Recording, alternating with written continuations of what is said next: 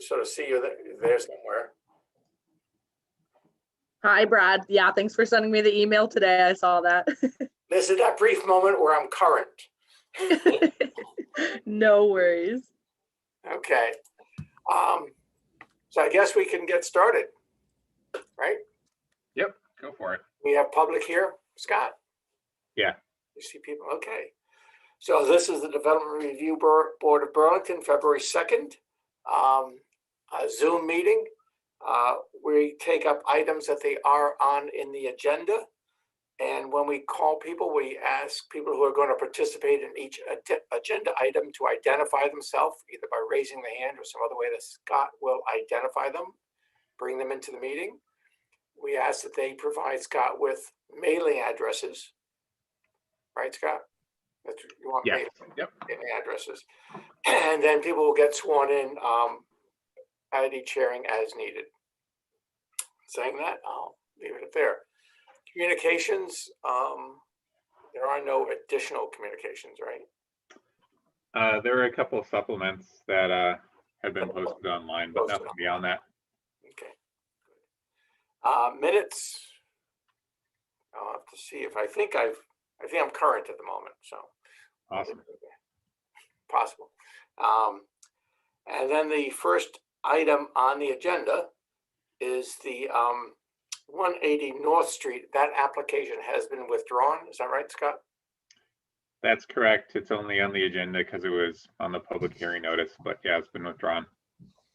Well, I assume nobody is here for 180 North Street. The next item is 110 Summit Street, application for a setback variance request for removing a garage and constructing a new garage and accessory dwelling unit. Is the applicant here? I see Missa. We have some applicants that I will allow to talk. Are there members of the public? Is that what I'm assuming we have? So I see Missa and I see Charlie Smith. If anyone beyond Missa and Charlie want to speak, raise your hand, please, and I can enable that. Okay. Get Brad. Okay. So Missa and Charlie Smith, if you would swear to tell the truth and whole truth on the pain and penalty of perjury. I do.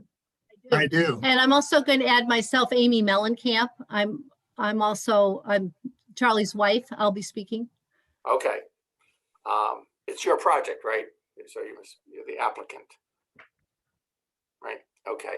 So this is the big issue here is the setback.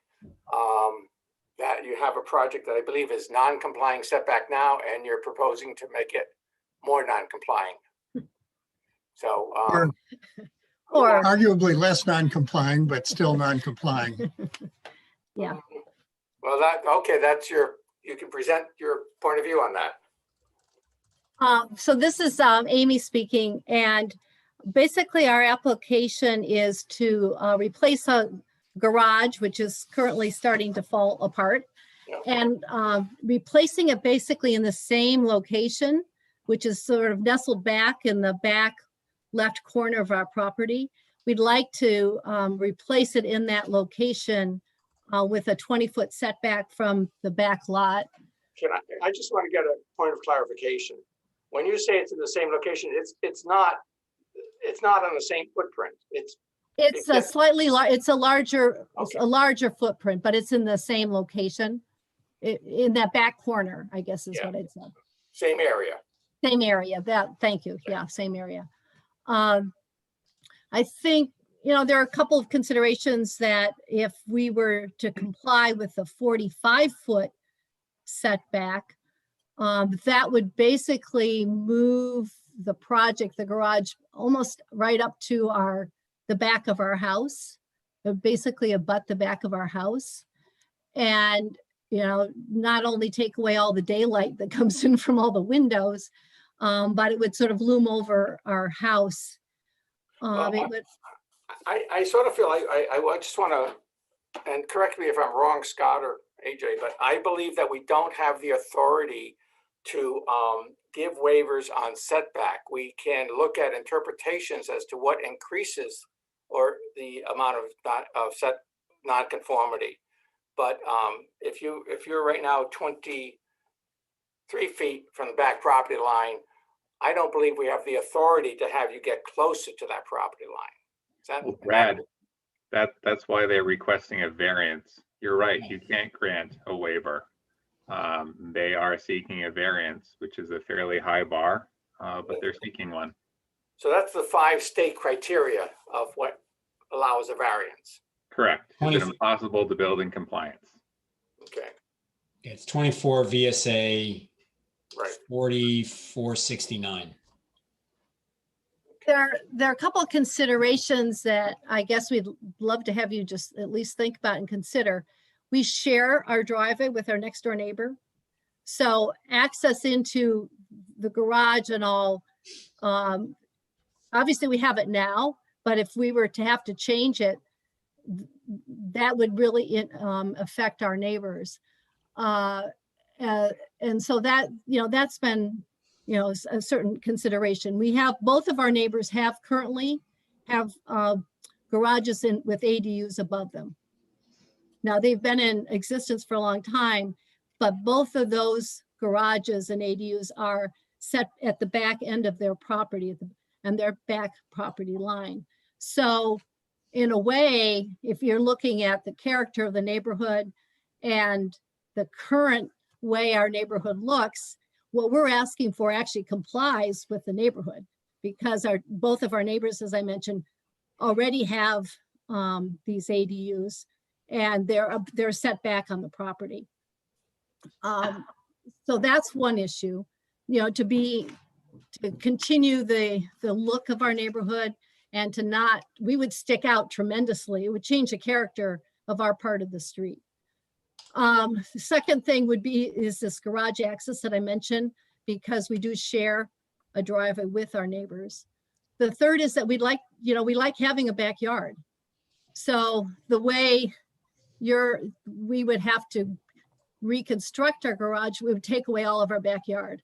And that really would, that's a lot of families live in our neighborhood. And so to have a family house without a backyard and just have a garage instead of the backyard, I think really impacts not only us or any future owners of the house, but really how the neighborhood works and looks. There's that feel to it. And then, just personally, as I was mentioning, having a 45-foot setback instead of a 20-foot setback or 23-foot setback, that just brings the garage. So it would be right up to our house. We'd lose our use of our windows basically in any daylight. It would loop over. I'm just going to throw out that you're boxing yourself in. There is the middle ground of complying with the existing 23-foot setback.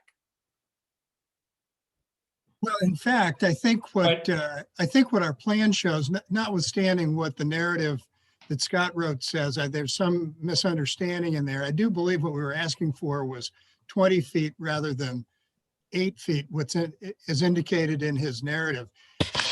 It's what's on your plan. Our plan shows 20 feet, but we would be happy with. It shows 8 feet. No, our plan looks. Are you looking Lisa, at the drawings? can you weigh in on that? Are you looking at the drawings? It's 20 feet. Yeah, Well, we've gone around a couple times with the site plan. I'm looking the at the one front that's of filed with us to look at. which I believe is at the 8 feet. We pushed it back. So the ADU, the front of the garage is in the same location as the front of the garage currently. You're so looking you at did that put- drawing. okay. You're looking at that drawing. Okay, yeah. Whoops. I'm showing the site plan that was submitted. Right. So it shows 8 feet. Hey, So, hey, so Scott, the, could you just, in your staff report, you don't reference the provision of the CDO that, I just lost my thing, that addresses the 2-story structure setback requirements that are at issue here? I just Yeah. want to read that while we listen to that. Because I'm not recalling in my head the difference between the 5 foot or whatever accessory structure setback and then the two-story variance, and not variance, 2-story standard that seems to be different. Well, the exception is for accessory structures 15 feet tall or less, right? The exception being 5 foot side and rear. Yeah, So they could- what section is that in? I just want to read it. I believe it's in Article 5 under setback exemptions. Okay, thanks. I can try to find it lickety split. I'll find it. Okay. So, Class Ms. 2-5. and Amy, is there a different plan that you had intended to submit or something? We have talked about a plan whether it was 8 feet or 20 feet. The concern that really had come up was when we had interacted with your department is that they said it had to be 45 feet. And so we're really disputing the 45 feet setback. Well, it's 45 unless we're in the existing footprint, right? I think that we do have the ability to look at it and say the existing rear yard setback right now is 23'4". And I believe that we do have the ability to, you can extend the building maintaining that 23'4" setback. So you're not increasing the amount of nonconformity. Is that an accurate statement, Scott? You said the word extend in there, so I would say no. So the existing structure can be replaced on the footprint within that envelope meaning height as well. But isn't a setback measured to a point? And if we don't increase that closeness to the property line, we're not. No, because it's still, I think what Scott's saying is it would still be anywhere between, if it's a 2-story structure, anywhere between 45 feet and 5 feet would be non-conforming, and expanding in that would be increasing the non-conformity. Am I getting that right, Scott? That is correct. Yeah. Right. As a single-story structure, they could basically move it anywhere, or a structure under 15 feet tall as measured could be anywhere within that backspace. Is that right, Scott? 15 feet or less, it's got a 5 foot setback. Yep. But it can be structure. It can be 2 stories as long as it measures 15 feet at the midpoint of the sloped roof, right? Correct. And we've seen some of those. Those are basically 1.5 stories, but it's doable. Yeah. Okay. Yeah, we are also trying to maximize the size of the ADU. So we are going for the 900 square feet, which is allowed by the state, with the garage underneath. So in order to kind of consolidate the footprints on the site, putting it on top of the garage makes the most sense in terms of feasibility and also preserving the open space. The issue at hand is, yes, we are asking to, requesting to get into a variance. I believe the city has done a lot of work over the past year about updating ADU regulations in terms of parking and size. And I truly believe that this setback issue is overlooked ordinance issue for ADUs. I have about 10 ADUs on my plate right now, and I would say 3 of them want to go in the back, in the rear yard setback. And it makes sense to me. Putting an ADU right up against the house complicates, the yard and access and sharing the yard. If we weren't looking at setbacks alone, as an architect, the best location is sort of setting it back, and it meets the provisions for life and safety. It will have a sprinkler system attached to it. It's got a 10-foot separation between neighboring properties. So it meets all those other requirements. We're just looking at this as a sort of an outdated provision. And I think a lot of other cities, in my correspondence, I'm showing a lot of other cities have sort of updated that provision about setbacks, even regarding the height and if there's a garage underneath. So I believe what we're asking for is not necessarily something new. It's happening across the country. I just don't think we're caught up with it. And so we're sort of stuck in this in-between space of this is the ordinance. We're meeting the character of the neighborhood. They're on the two adjacent properties both have ADUs and they're both set back in the rear yard setback. So we're not asking for something that is not within the character of the neighborhood. But it feels like an outdated provision to me. I have a question on this, you know, the character of the neighborhood, because on the plan, what Scott has up here, those neighboring garages look significantly smaller than what we're looking at in this plan. So I guess I'd like to hear more on your argument on that front. How it's In consistent. the drawing that you're looking at right now, right at the top and to the right, it says garage on our neighboring property.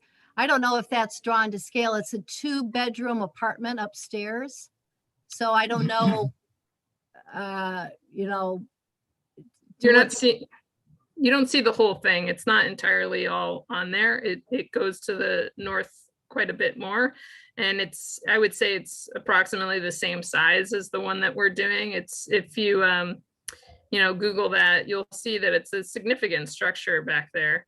And the one to the south is also pretty sizable as well. And even though this is a, you know, a sizable structure, having a garage, we're sort of trying to minimize the look of it on the site, and it will look as an accessory structure to the main home. It will be subservient to the main structure. This obviously wouldn't be the case in many lots in Burlington, but I think in this particular lot, it works.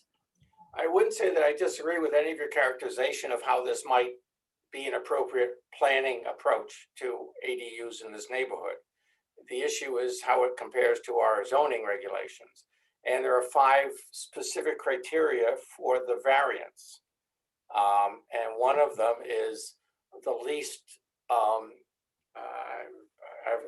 forget what the least non-complying solution to the ordinance.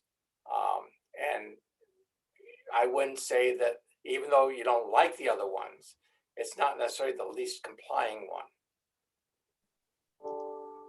What I would say is if you were to take the structure that we're contemplating and move it so that the back edge of it is 46 feet from the back line, the front, which is the entrance to the garage, would be within 15 feet of the back of our house. You could, yeah, but these are absurd kind of things. If you're going to move it, you could rotate it 90 degrees and put it in compliance. It would be okay. So, I mean, I guess that's true. Yeah, I mean, I don't know if there's an argument for just extending our current footprint of the garage. You know, we could stick with the 23 feet from the back as it currently is. And but we'd like to extend it out a little bit in order to actually have a usable ADU above the garage. You know, I don't know if there's some way we could work with that. I think what I'm hearing from Scott is that any addition can't be within that setback. That's what you're saying, Scott? Yeah, and the existing structure is non-conforming on that. I think it's the north side line, so that footprint couldn't be lengthened in any way.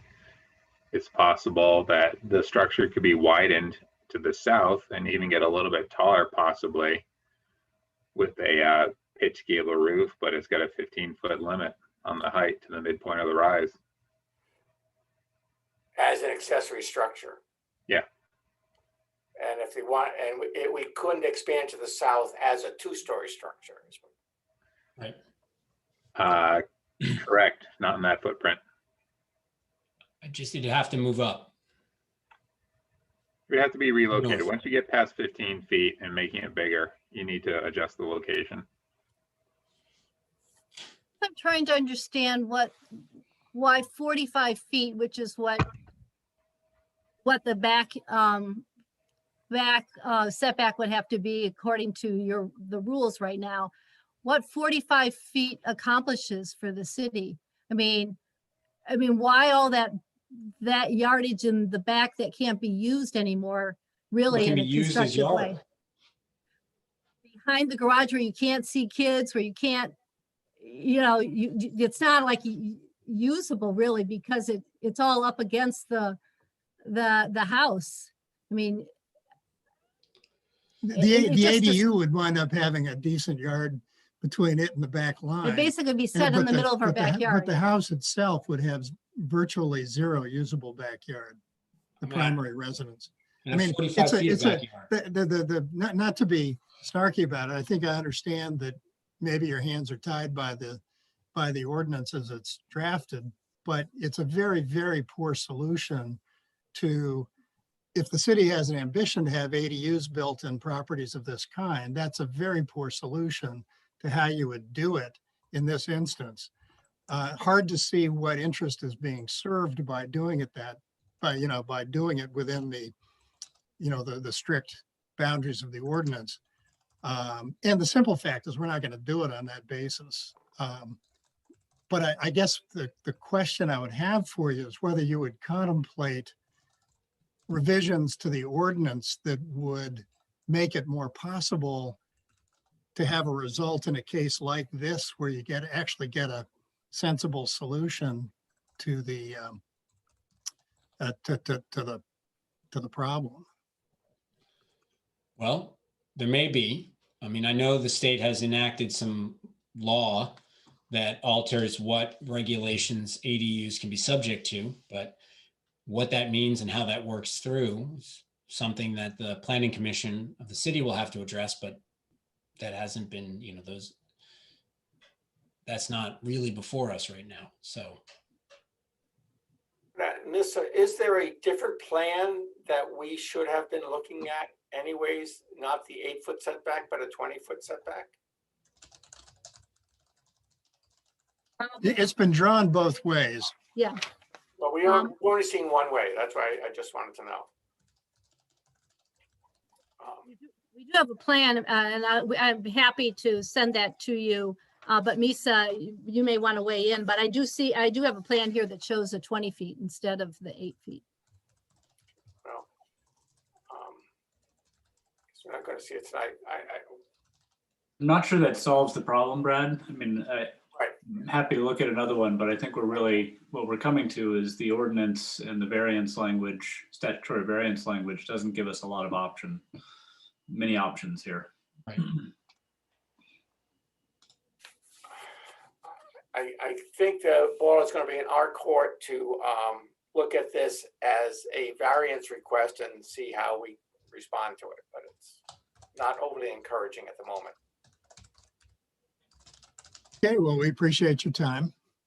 Okay, well, we will probably deliberate at the end of tonight's meeting on it. Great. I will close the public hearing. Okay, thank you very Thanks. much. Thank you. Thank you. Okay. The next item is 110 Riverside Drive, appeal of a notice of violation of a private vehicles being stored without a proper zoning approval. Is the applicant here? I see Ted Miles with our enforcement staff. He is our enforcement staff. I'm looking for the appellant. Well, let me put it this way. If you're looking to testify on 110 Riverside Avenue, raise your hand, please, and I can enable you to talk.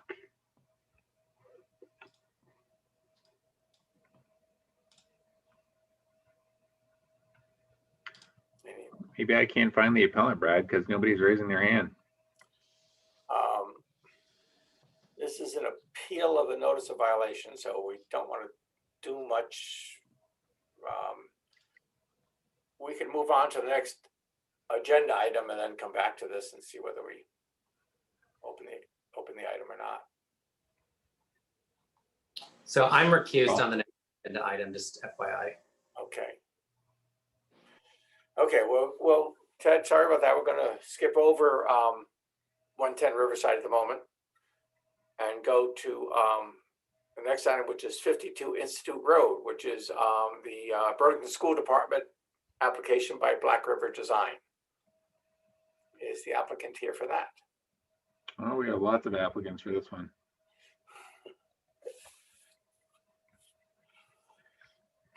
So John Hilmagarden, and I saw Marty in here somewhere.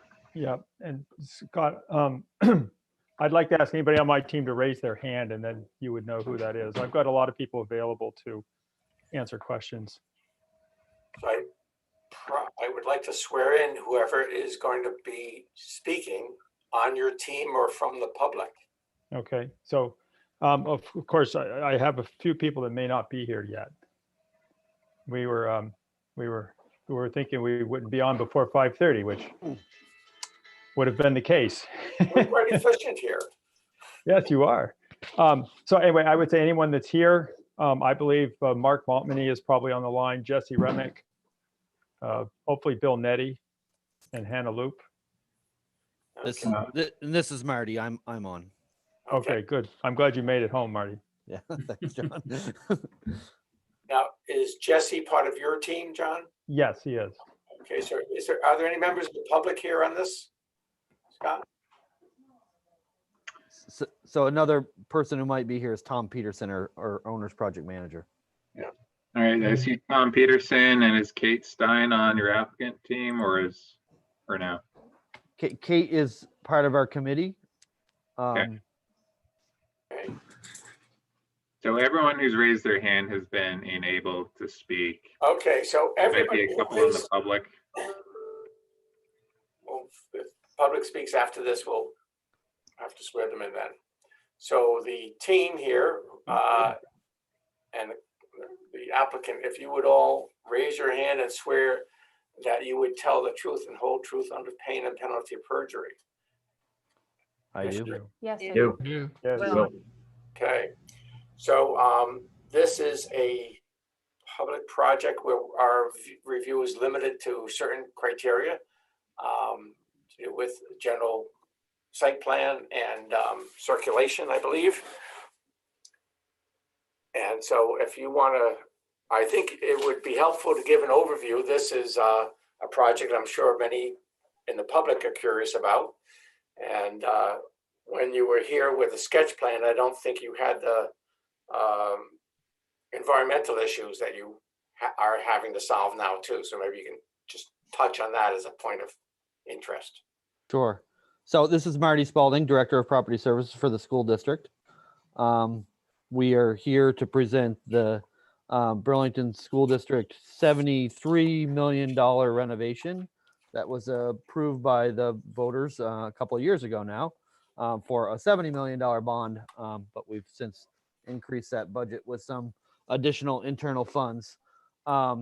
As you're very well aware, as part of our investigatory process for renovating the building, we identified PCBs in the building in the window caulk, which then resulted in our need to do some air quality testing, and we determined that there were PCBs in the air, which resulted in us making the decision to not occupy the building. So we currently, as you know, are not occupying most of the building. We are occupying some portions of a building, and we're intending to move our students from remote learning into the former Macy's building.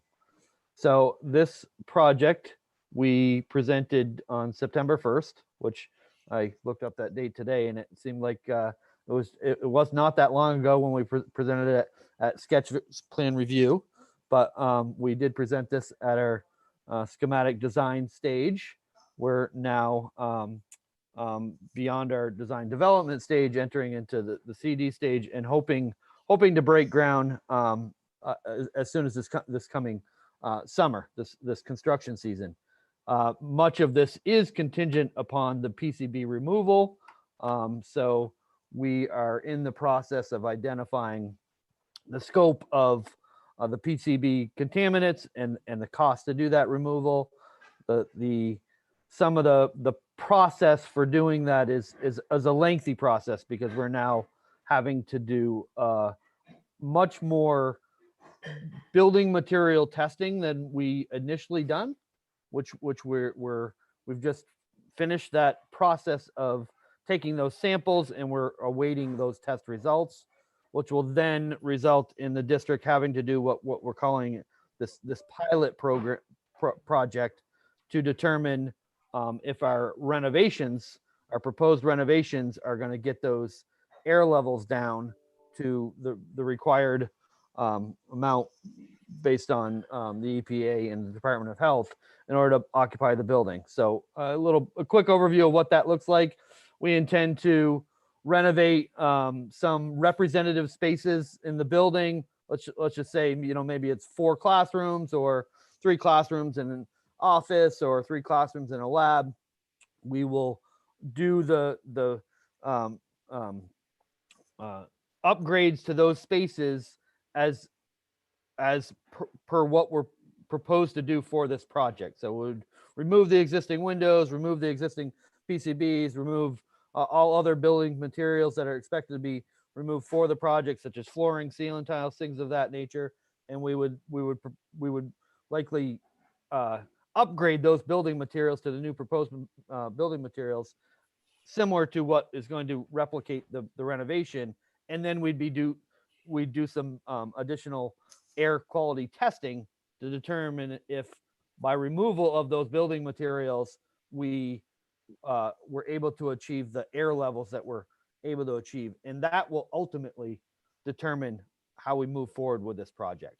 But simultaneously, we are planning to have this project start on schedule, which is that, as I mentioned, to break ground this summer on much of the site work and put portions of this project out to bid starting in the spring and phasing that bid process into next fall. So I will turn, unless there's any questions specifically about those details, I'll turn this over to John Hemmelgarn from Black River Design to talk more specifically about the proposed renovations. I guess I would just ask one question. Those 4 rooms, the demo rooms, so to speak, are they happening prior to the summer start, or are they happening when the project starts? It'll be prior to the summer start, but simultaneously almost to when the site work may begin. Okay, thank you.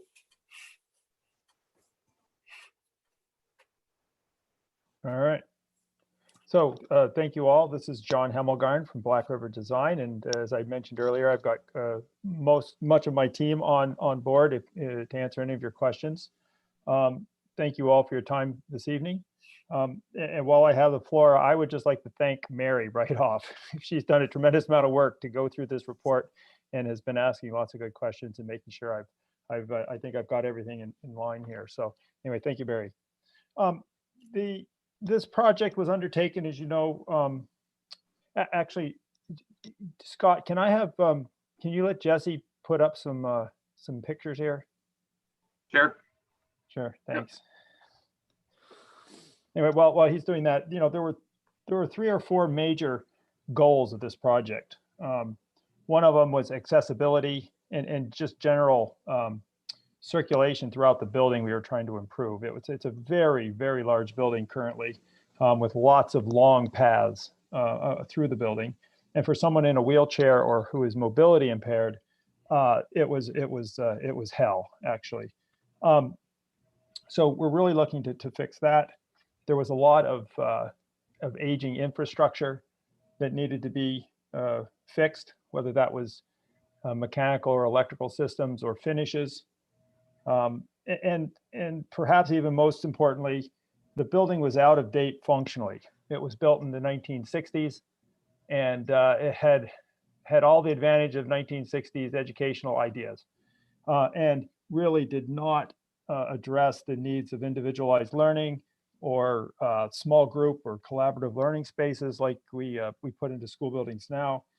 There was a definite lack of office space. So this project was really looking to address that, not so much any kind of overcrowding from too many students. So Jesse, if you could put the site plan up, that would be great. So what we've done here is we've eliminated E building from use. And we are going to actually demolish C building, which were two of the furthest flung pieces of this project or this building. And we're going to be replacing that with three major additions. The first one is at the main entrance. It's a multi-story addition. It connects the main entrance level near the front door with the two levels of B building to the north. It also has as a component what we call the auxiliary gym, which would be a community access point for the building right on the front. At this point, the project, we are hoping to include that. It does not necessarily include that, but we are looking to get it permitted at this point. The second addition you see to the north is what we call the BD connector. It connects building B with building D. Gets rid of the little, what I call the gerbil tubes that are there, and converts D building then along with spaces in that addition with the new science wing of the building. You see a little arm of the addition that moves to the west. That is just essentially an on-grade connector with a ramp that connects the cafeteria in the building through to the lowest level of the F building, which is the tech center. What this does is allow us to come in the front door with all the students. So the tech center students would also be entering at the same spot and go through the lobby, along the courtyard, through a public gallery type corridor, into the cafeteria, another public space, and then through that connector directly to the tech center. It makes a more direct route for the tech center students. And finally, you see a third smaller addition on the south side of the building that houses a new egress stair, a new elevator, which is stretcher compliant. And along the front of the building is a corridor that makes the music rooms that are down on that level handicap accessible. That's a summary of the new additions. There are also a number of site deficiencies that we're addressing with this project. The parking lot, as you know, if you're at all familiar with that building, has a fairly significant slope to it. We are flattening that out essentially by raising the southwest corner of it. And then there's the exit drive comes down and around and out onto Institute Road. That exit there from the parking lot is essentially where the current entrance is. So the entire lot has been moved to the east with a new entrance closer to North Avenue. This provides for a very long drop-off lane for parents dropping off and picking up students. When you get up to the north end of that, there's a little island there that separates out an area for either say a special needs bus drop-off, or more importantly, fire truck access to the site. The bus loop to the east remains as it is now. But again, students get off the buses and come up the existing sidewalk to a new walk directly into the front entrance. And they are joined on that same route by the students that have been dropped off by the cars, by their parents. You can see as well that this site is consumed to the south here by three large gravel wetland installations. This building or this site was identified by the state through of having more than 3 acres of impervious surface, and therefore it triggered some additional stormwater treatment that we hadn't even dreamed of when we started planning for this project. So as you can see, we have now pretty much taken up the entire site here south of the building, and actually east of it as well. The last piece of what we were trying to accomplish with this project, if Jesse, if you could move on to that elevation, is really to give BHS kind of a new look, something a little updated from 1964. And so that's what you're looking at here. These are really the same view. The one on top is a straight elevation view. The joys and the advantages of our computer modeling allow us to actually show you that in a perspective view down below, which I think is a little more of an accurate view of what the building would be. The last thing I wanted to say here as we get started is that we have been in front of both the Conservation Commission and the DAB. Both of them have passed this along to you with their endorsement. We have looked at a couple things based on comments we received from those groups. The DAB had a couple of comments. One, that they asked us to look into putting in granite curbs as opposed to concrete curbs. We are looking into that and are looking at that as a bid alternate, or at least during our current pricing check. We're going to look and see what the cost is of that. Again, granite curbing is more expensive, and we'll have to be considering that along with all the other options that we have as we try to craft the budget on this project. The second piece, and Jesse, if you zoom in on this, there's a ramp to an emergency exit from the auxiliary gym here. And we have changed the design of that a little. Previously, it was a kind of a freestanding ramp that you could kind of crawl underneath is what we were showing. And at the DAB suggestion, and I think it was a good one, we've included a concrete wall there and essentially put that ramp on earth inside of that wall. I think it actually improves the building quite a bit, and we're glad to have made that change. Otherwise, I think the only other change that came about since our initial submission here was Mary so accurately identified that this is in a recreation zone or district, and therefore the lighting levels on sidewalks and walks is lower than we had originally designed, and we have adjusted the lighting plans to reflect those requirements. And I think I will stop talking at this point and let you guys. The last piece I would say, sorry, is that we are aware that the DPW submitted some comments over the weekend that we saw on Monday, and we are, if you have any questions about those, we are prepared to address some of those questions that they raised. Now I'll shut up now. I think the other piece that was in the, I guess the staff report and part of the project is a parking waiver. It's being requested. That's correct. And I don't know if you want to talk about that and the DPW thing. That one of the items they had was the addition of some bike lanes and bike circulation onto the Institute Road. Yes. I'll start with the parking waiver, John. Okay, thank you.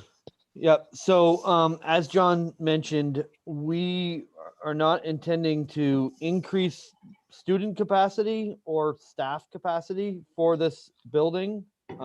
Therefore, we're proposing to basically keep the same number of parking that we currently have. I believe that we're actually proposed to reduce it by, what is it, six parking spots. So not a very significant decrease. And we currently have capacity in our student lot. Usually that student lot's about 3/4 full on a daily basis. So we felt we had the capacity to reduce by those 6 spots. We are certainly incorporating into the design additional ADA parking, as well as vehicle charging stations, and we've also increased the number of bike parking as well. So we do not feel that there's a need for additional parking. So we're requesting the waiver for that. And then the comments on the bike access to the site. Yeah. So Jesse, can you bring up our little route map?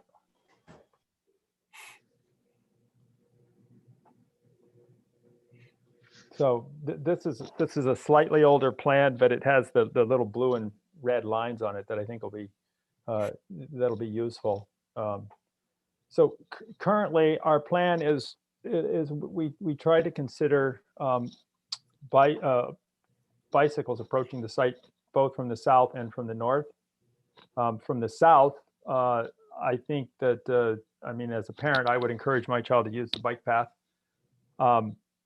and to come up Institute Road from the direction of the campground.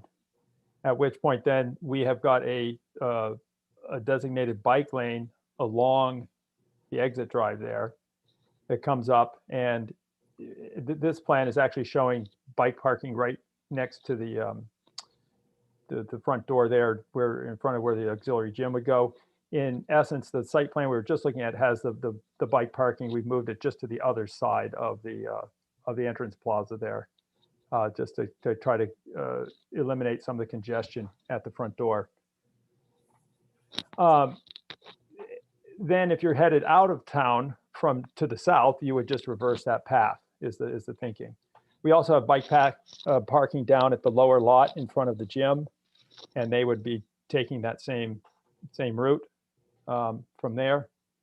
If you're coming from the north, you'd be coming down the bike path on North Avenue. We are suggesting that folks would cut across on this diagonal sidewalk that you see, which is currently in place, and cut across to the sidewalk that is already existing. And we have then a large bicycle parking area at the junction there. I think, and again, I hope that someone from DPW is here, because I want to make sure I understand what is being suggested. Is there's a concern for people who are coming down the exit drive and going left towards North Avenue. And that they really would want to encourage folks to come out along the sidewalk there by the bus loop and then down. And I think there's a suggestion to widen the sidewalk that's along North Avenue for this short stretch, so that it's a multimodal path there. Is that correct?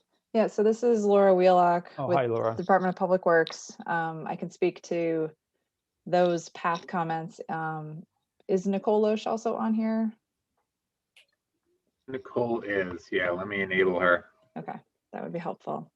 Doing this, can somebody also make a comment? If you're coming from the south on North Avenue, how does one access the site? Right, so that was one of the concerns, is that, with the bike lanes added on North Ave, there's certainly more activity and a lot more attractive places to be able to cycle that are more protected. So our thought is that some of the people who might be coming from the south will cross at the signal and access that blue path, which is currently a sidewalk that is actually on BHS property. It's not a city sidewalk.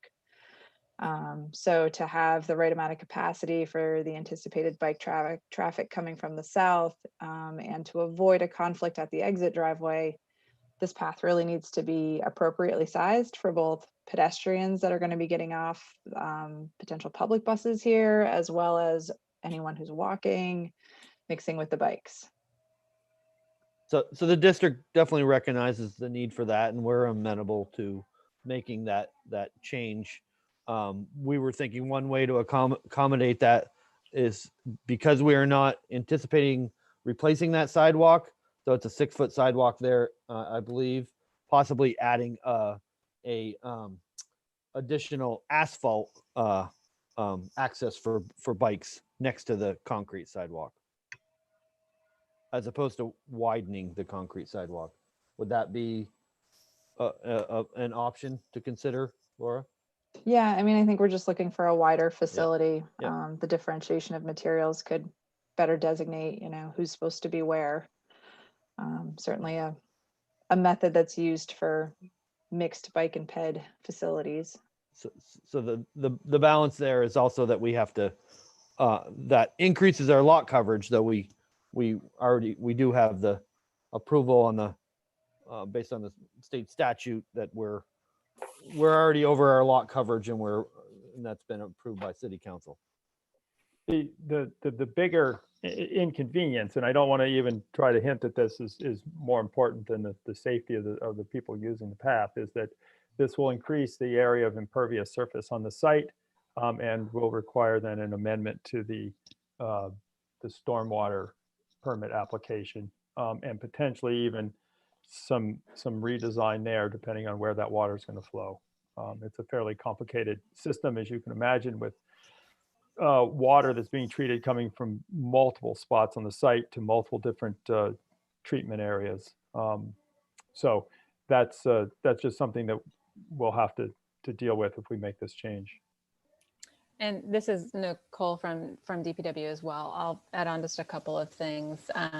Just wanted to clarify that for anybody headed south on North Avenue, the sidewalk that you've shown that kind of enters through the bus loop area, there's no access from the road onto that sidewalk. So for anybody who's actually biking on road, their best way to access it would probably be using the actual driveway. So we'd want to think about, a wide enough ramp at the driveway area there for them to be able to access the rest of the sidewalk or path. And I don't know if there were additional questions about the bike lane that's shown at the actual school, the parking lot exit. I think Laura had some comments in the memo about this facility. Before we get onto that, can I go back to the Yes, access to the sidewalk? I was thinking that what you were saying is that there's no way to get from the bike path in the road onto this sidewalk here, or I'm sorry, I'm pointing, you can't see my cursor. The diagonal sidewalk there, and then that we were thinking that a curb cut at that location might actually keep students and bicyclists out of the driveway where the buses are entering and exiting. Which is certainly something that DPW can work with you on. But I think it's just acknowledging that in its existing state, it doesn't really have a good way to move between those modes of transportation and those facilities. Right. Agreed. We recognize that as well. Yeah. We got onto Google Earth and looked and said, oh no, there is no curb cut up there. Yep. I mean, it seems some of those things might end up conditions of approval to work with DPW. Right. I think that's, Marty, I don't think you have a problem with that, do you? No, we have no issue with that whatsoever. So, I mean, there are enough different modes of transportation going on here that we're trying our best to make them as safe as possible and to keep the crossings as safe and short and visible as possible. So anyway, you had a question about the bike lane at the exit drive? Just some concerns. I know that we looked at it and discussed it a lot at the technical review level with your meeting with various city staff. At that point in time, we had a lot of questions about what turning radiuses look like for pickup and drop off, for some of the bus shuttles that we're going through here, and fire truck access, as well as, how that overlaid with the bike lane that goes in. I feel Nicole and I have vague memories that there was mention of it being protected, but I don't think that we saw it anywhere in the actual drawings where it was hard protected, maybe just buffered. So some clarification would be helpful. Okay. Scott, is Hannah Loop able to speak? Yep. Okay, Can you hear Hannah. me? Thank you. Hi, I'm Hannah Loop. I'm the landscape architect with Wagner Hudson. So Laura, thanks for your comments. We are providing a 3-foot striped buffer and I think it's a 5-foot travel lane. So the overall lane accommodation is 8 feet. So the anticipation was that in the morning, students would be directed to go up the hill toward the front door, near the front door to the bicycle parking. And in the afternoon, the preferred direction would be away from the school to points south And of course, students could also choose to walk their bikes up the ramp and across that would be parallel to the bus drop off and pickup area. Is the concern that there are no hard barriers within the bike lane itself, Laura? Yep, sorry, I To was just trying separate. to unmute myself again. Yeah, it's just making sure that there's truly enough space that, you know, there's not going to be encroachments, and, you know, a contraflow lane in the morning would in theory have different markings than a directional flow for bikes as well. So I would love Nicole to add more of her experience here, but it was certainly something that we just noted for something to be looked at a little closer. Yeah, thank you. I think some of our concerns were, yes, that it isn't protected at night. Do you know how wide the actual travel lane is next to this bike lane, the driveway? I believe it's 16 feet. Okay. So the And overall profile is 24. Okay, and it narrows a bit at Institute Road itself? It doesn't. And we did go through the exercise of shifting the exit lane itself to provide as much of a 90-degree intersection between that exit drive and Institute Road. We changed the angle of the exit, which made it both safer from a traffic standpoint, and we reran all of the emergency vehicle turning and the bus turning, and there was no encroachment into the bike lane. Okay, so yeah, I think that area was definitely the point of most concern for us, and it's just natural driver behavior that if there's a turn, they're going to try to cut it as close as they can. So they will, in all likelihood, end up driving in the bike lane as they come up the hill and then try to exit onto Institute. And so the morning access is where we started to think that could be a bit challenging. How are people on bikes going to be able to get from Institute Road into this bike lane if a vehicle is encroaching in the bike lane? So if there's any opportunity to add a protected element in that 3-foot space, I think that would be necessary to really make this a safe facility. The other option is if you are going to widen this sidewalk at the very eastern edge of your property, I'm not sure if you'll need this lane, or if that other facility is enough. That would also line up people on bikes to take that path directly to the bike parking area and avoid some of that congestion near the entrance that you referenced earlier. But the potential conflict points right at the throat of the driveway were the area of our biggest concern there. Hey, Brad. Yes, This is a great dialogue. I know what you're thinking. Yes. Yeah, little uncommon for a hearing, so I'm kind of getting lost here. I guess It's going to be hard to track this in our deliberation, this lovely dialogue that kind of seems like it should be happening outside of a hearing. Yeah, I think it's where we asked the applicant to resolve these issues with DPW, and that's one of the conditions of our approval. So, or I would say to the applicant, if this is a dialogue they'd like to have with DPW before we take it under deliberative, we could continue it. So, because there's some interesting discussions here, but if we close the hearing, we kind of have to deliberate on it. And seems like maybe they want some more time to chat. So I will just point out that we just received these comments over the weekend, right? Mr. Spalding, I'm not, it's okay. It's okay that you just received them. I understand that happens all the time. Because of that, that's sort of why this dialogue is going on in our public hearing, which is great, but it's not really how we do hearings. So the question is this something the applicant wants to have a little bit more time to chat with DPW about before we have to because we don't render partial decisions before we have to sort of act on this.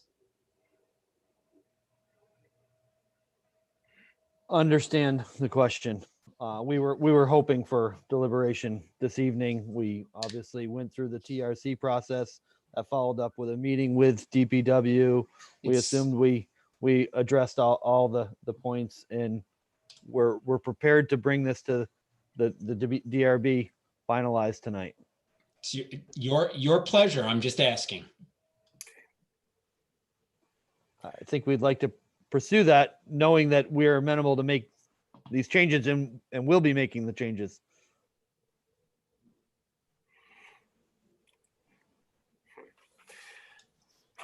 Okay, well, it leaves us to contemplate how we review Deal with that. Yeah, that will be our court. So I think there's a lot of stuff that we got the gist of from DPW, and that's very helpful. So we're gonna move on and see if the board has any other questions for the applicant at this point. Any other members of the board?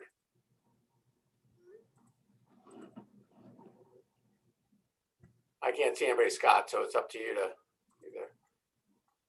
I thought you asked for the board. Are you seeking public comment? No, I was asking questions for the board right now. No. Yeah, I don't see anyone. Okay. Are there members of the public here who wanted to comment? I see some folks in the public. If you'd like to comment, raise your hand and I'll let you speak. I should get sworn in before they speak. Swearing in too. Yeah. All right. Well, no one's raising their hand. Perhaps Okay. they're here for Riverside. I do see the appellant now for Riverside too. Okay, good. Okay, I think we have most of the issues, at least, put before us for the school district. And there's nothing that any of the board members want to ask.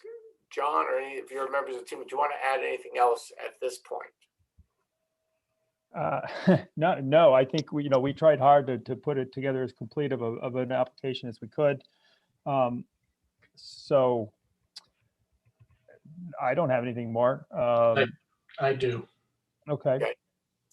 This is Tom Peterson. I'm the owner's project manager. Yep.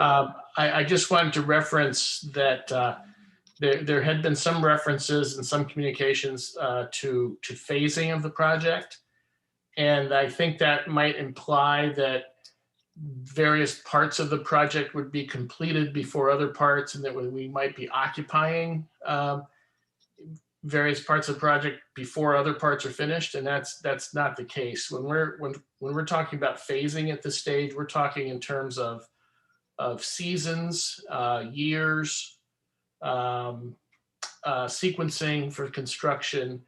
The plan now is to keep the building unoccupied throughout construction and not occupy until we have our certificate of occupancy, with the exception of limited spaces within a building that have been approved by the Vermont Department of Health. We're working around the construction, keeping that occupied for construction during construction, but we're not talking about a phased occupancy. I just want to make that really clear. And what are you anticipating for the duration of construction? We expect, we've applied and requested an extension of the permit to be a 5-year permit lifetime as opposed to the standard 3-year. We won't use up the whole 5 years. We realized when we looked at the calendar and looked at the whole schedule that our final completion in terms of wrapping things up would get into the 5th year by several weeks or a month or so. But so I think we're looking at just over, I think, completion within 3.5 to 4 years. Substantial completion, but not total completion, if that makes sense. This is Jeff Hand. I've got a question on that timeline. maybe this is for Mary. Mary, your comments have, it looks like the timeline set out in them by year in terms of what's anticipated. At the bottom, though, there's a note that says the 5th year allows for completion of the auxiliary gym, the main parking lot, and the main gravel wetland below the parking lot. It's not clear if that means that's happening after the summer of 2025. And presumably if that's the case, then Tom, to your point, the whole facility wouldn't really be ready to use until sometime after 2025. Yes, Jeff, this is Mary. This timeline, and as Tom Peterson reflected, this isn't intended to be phasing, it's to extend the permit life. Since the project was not subject to major impact or conditional use, I had to find a place where to add this request into the staff report, which is typically under Article 3 anyways. The language here for the construction seasons came directly from the design team. The construction does go up through 2025, but there was concern about the amount of time it may take to do the site remediation and if the budget allows to complete the auxiliary gym. And perhaps John or Tom might want to further articulate that, but that was the reason for asking for the full 5 years to have the project complete under this schedule. I understand.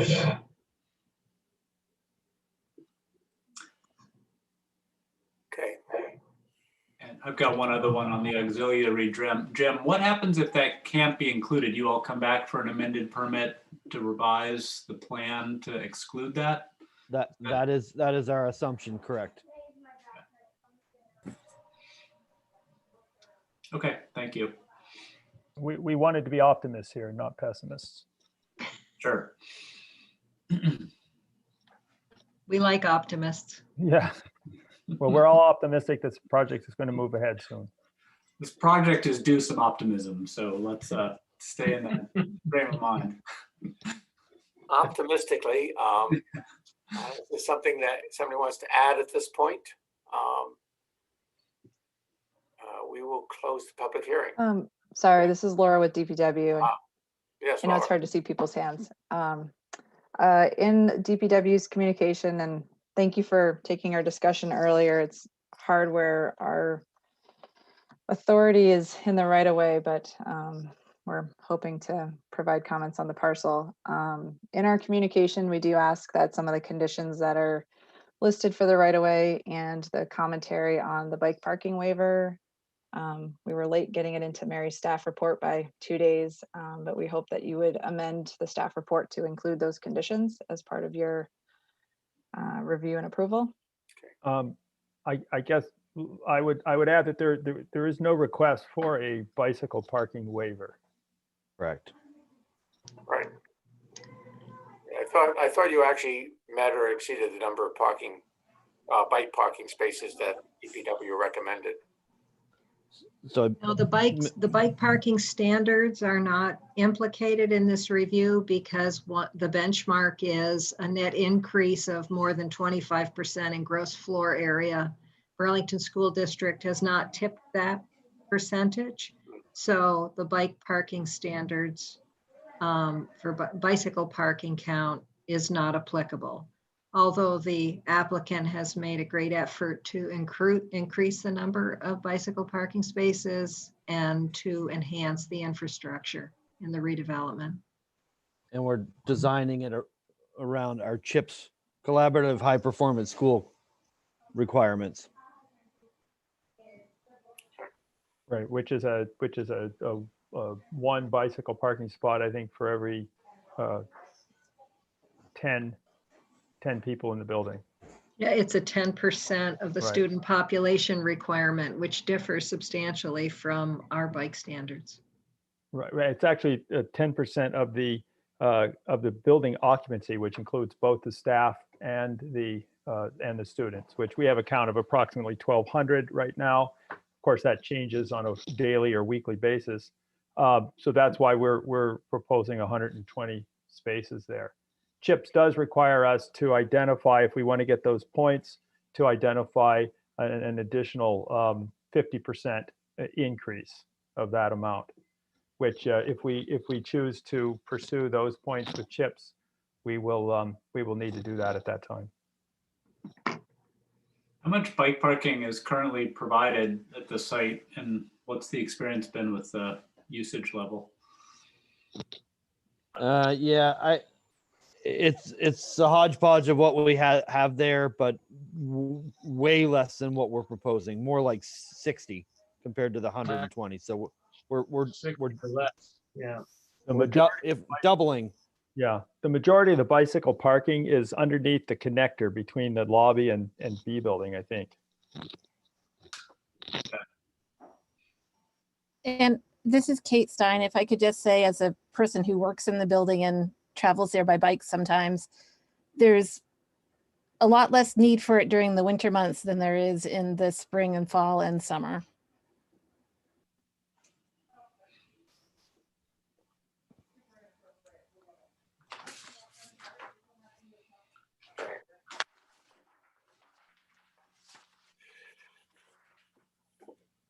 Other questions then?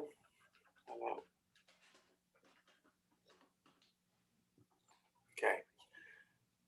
This time we really will close the public hearing. And we'll see, we will deliberate, we'll see what we get to at the end of tonight's meeting. Well, thank you everybody for your time tonight. Thank you, Brad. Appreciate Thank it. you. Thank you very much. Thank you all. Okay, so then we have the applicant here for the item we skipped over, which is 110 Riverside Avenue. Is that right, Scott? Funny you should ask that, Brad. That was right. Yeah. So the appellant's attorney, Brian Hare, was in the attendees list, and then he wasn't. So I sent him an email saying, "Gee, where'd you go?" And his response was he and the owner, Joe Handy, are having difficulty logging on. So I sent him the phone numbers to call, because that's a pretty easy way to do it. But I don't see him. I see a phone. I So just I have to think it's Sharon get out Bush. of the other one. What's that?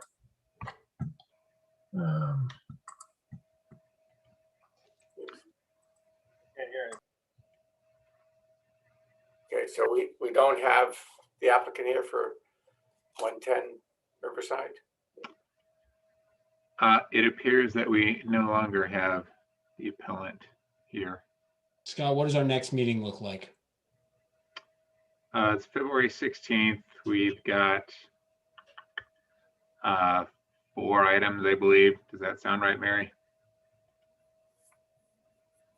You muted, Mary, for.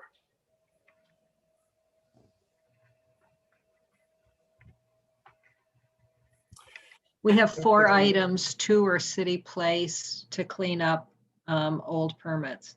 Oh, yeah. So those will be procedural. Yeah. So there's probably room on the 16th. Do we have an 802 now, Brian? 265-83604. I think that's Sharon Busher. Well, That's Sharon. Yeah. All right. So we have 4 applications on the 16th. 2 are the procedural ones for city place and 2 are short-term rentals. So that's all we have on the 16th. So I'd like to move to continue this till the 16th, just because the applicant can't sign on, and I don't want to hear I know Mr. Miles is raising his hand. I just don't want to hear an appeal of a violation without the applicant. I'd second that. Further discussion on this? All in favor? Aye. Opposed? None. So 7-0. Okay. So that is the end of our agenda. We have 2 items to deliberate on. Is everybody okay doing that tonight? Yep. Okay, then we are closing the public hearing.